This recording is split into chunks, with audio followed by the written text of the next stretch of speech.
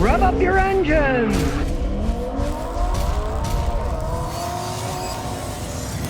Well, the Ford Bronco off-road schools will soon be open nationwide. They're having 4 of them. Since the people haven't gotten their Ford Broncos yet, a chance for people to try one out before they get theirs. Who knows, maybe you'll change your mind and not want one.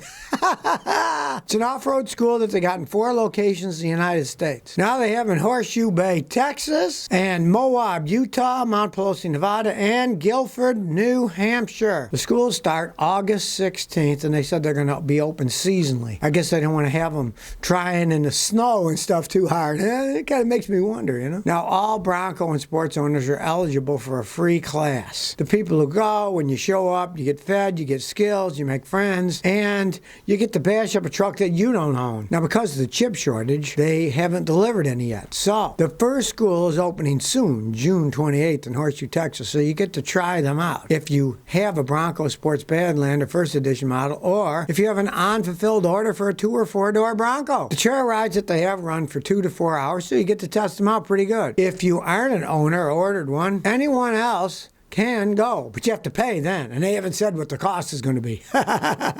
So really, if you're interested in it, hey, maybe you'll pay and check it out, see whether you really want one or not. Hopefully they won't have any limitation on what you can do when you're testing them out. You want to test them out pretty rough. So starting June 28th in Texas, so you want to try one out, hey, maybe take a trip down to Texas and see if you like one or not, trying it off-road. Care 730 says, Scotty, appreciate what you do. I got an 07 Hyundai, 95,000 miles, that is misfire in cylinder number 1, PO301. I changed the spark plugs and coils, but it hasn't changed anything. Is it possible that an oxygen sensor could cause a misfire in cylinder 1? Not really, because if you had a bad oxygen sensor, it's going to make them all misfire. The oxygen sensors monitor how much oxygen is in the residual exhaust gas so it runs efficiently. And if it was off, all the cylinders would misfire, not just one. It's a Hyundai. Here's what I'm going to tell you. Check the wiring. Often the wiring was made poorly that feeds either the ignition coil in number 1 or the fuel injector. Realize if a fuel injector doesn't work, it will also cause a misfire. Now you got a problem in number 1, obviously. So check the wiring. You might also do what I always tell people when you try changing the coil and the plugs and the misfire still exists, do a wet and dry compression test or have a mechanic do that of your engine. And if you find number 1 cylinder has more leakage than the others and lower pressure, you probably got a head gasket starting to go out, or at any rate, something internal is worn on the cylinder. Pray it's not that. Pray it's the wiring. It often is bad wiring on those Korean cars. I've seen a lot of them. Some Eclipse says, will my timing belt line up correctly? I was doing my first head gasket replace in my 98 Eclipse, and I took off the timing belt without marking the lower half. I set it to TDC, and I put the marks on the cam. Will it line up, or could it be off? Okay, well, if you have everything lined up, put it on, and when you let the timing belt adjuster pop up, when you open it up, and it tightens up, then you want to check it. Because a lot of times, you'll have it lined up, but of course there's slack, right? Because of the tensioner, you have to have it released inside. Then when you loosen it up and let it pop up, sometimes that'll make it move a tooth or so. So after you have it tightened up, what you want to do, turn the crank 360 degrees on the bottom, put it on the markup, and see if it's still lined on the cam correctly. If it is, you did the job right. If not, you're going to have to do it over again. C Love says, my Saturn won't shift from first gear. I got an '08 Saturn View. It won't change out of first gear. Tried different transmission, new wiring harness, new sensors. Hell, you said you tried a different transmission. Of course, I'm assuming it's a used one, right? It is a Saturn. They had one of the most complex computer-controlled electronic automatic transmissions. That was one of the reasons one of my friends, who was one of the best rebuilders, he was the president of the North American Automotive Transmission Rebuilding Association, that he sold his business and stopped because he said, those things are so complex, they're getting so bad, especially the Saturn, no one ever wants to pay me to fix it because it costs too much money to rebuild them, and I'm not going to have any business. So he got out of the business. And unfortunately, he got bit by a rabid kitten, and he died from rabies. I mean, what a horrible thing to happen to somebody, you know? But that's why he got out of the business. Those are horrible transmissions. Now, if you got a used one, it could equally be a horrible transmission. But let's say it was okay. The first one didn't go out of first gear, and now this new one doesn't go out of first gear either. Odds are main computer failure. Odds are that's bad. Go to a good mechanic, have him check it. He might say, yeah, because we, good mechanics, have fancy scan tools, and we can go in and do bidirectional controls, and we can send to the transmission, okay, now shift into second gear, shift into third, and if it does, then you're overriding the computer, and you know the transmission's okay. So start with a guy like that, just to start out, and he might say, yep, I got it to shift. You need a new computer. Because that's probably what's wrong with it. Dan says, what truck is best as a weekend vehicle? I want a truck, not as a work vehicle, but a toy. I'm not in the U.S. I don't need extraordinary towing. So, in my budget, my options are 2012 Chevy Silverado, all-wheel drive, 20 grand with 60,000 miles. 2016 Chevrolet Silverado, 6-liter, 100,000 miles, 25 grand. Or 2015 Ford F350.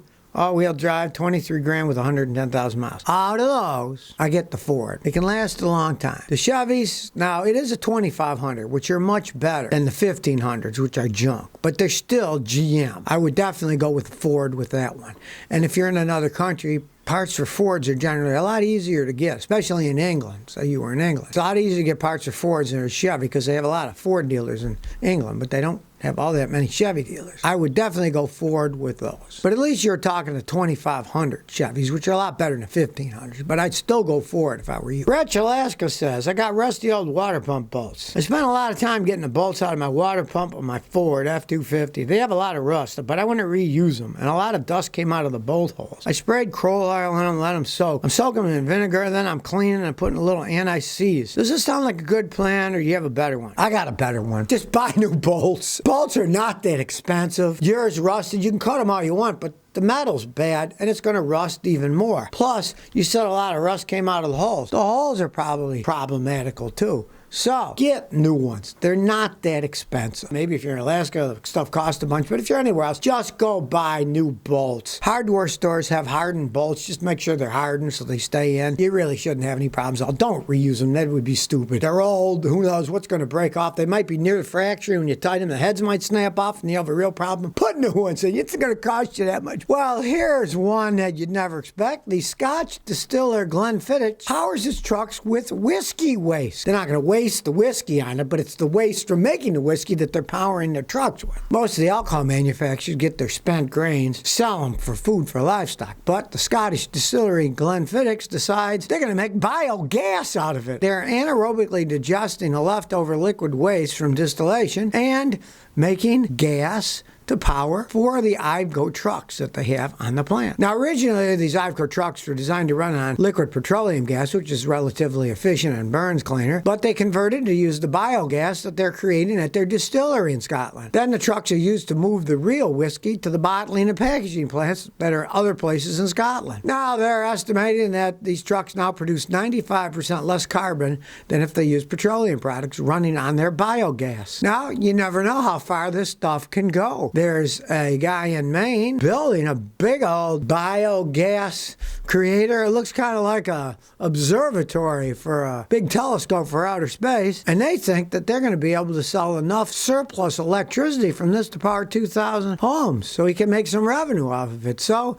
hey, why not create biogas? It's all a sealed system, and then you collect the gas and use it. Not a bad idea. And certainly you don't want to waste that expensive whiskey running a truck, so creating biogas out of the waste that created the whiskey, hey, pretty good idea there. If you've ever driven or at least seen pictures of the Tesla Model S, Elon Musk says, well, there's no chance I'm going to replace my steering yoke with a regular steering wheel. If you've seen them, they're more like an airplane wheel, right? They're not circular around. People are used to the circular thing. You start giving them a yoke like that, it's a big difference between a car and a plane. A plane, you don't have to turn on that much to make the plane go. A steering wheel, you got to turn it quite a bit. So now the National Highway Traffic Safety Association said they don't approve design changes like this. Now it has a rectangular type wheel, but it doesn't have a top. Basically, it's like an upside down Formula One wheel. I got to drive a Formula One car once. It was cool, but man, I didn't drive it at full speed, I'll tell you. And I didn't drive it in traffic. We had to turn it a bunch. So old Elon had to stick his 2 cents in. Somebody sent out a tweet that said, any chance of a normal steering wheel option? And Elon just tweeted back, no. Now, so far, the National Highway Traffic Association said that it's legal. They say, and I quote, "Our standards do not prohibit non-circular steering controls, but manufacturers must ensure the steering control meets all requirements for occupant impact protection." I guess I figured they got airbags that are that safe. I'm looking the other way around, though. I'm thinking, hey, people are used to round steering wheels. You get this weird thing, maybe your hand will get in stuck. You'll be grabbing, and you're grabbing for air because there's nothing on the top. Who knows? I don't think it's a smart idea. I think it's a pretty stupid idea. It's a style thing. Of course, like everything he does, it's a style thing. Oh, look, it's futuristic. It looks like aliens designed it. Yeah, well, aliens aren't driving them. People aren't. I think they're going to screw up, reaching for the hole where there's no steering wheel. And in that short period of time, bad things can happen in a car as fast as a Model S. So if you never want to miss another one of my new car repair videos, remember to ring that bell.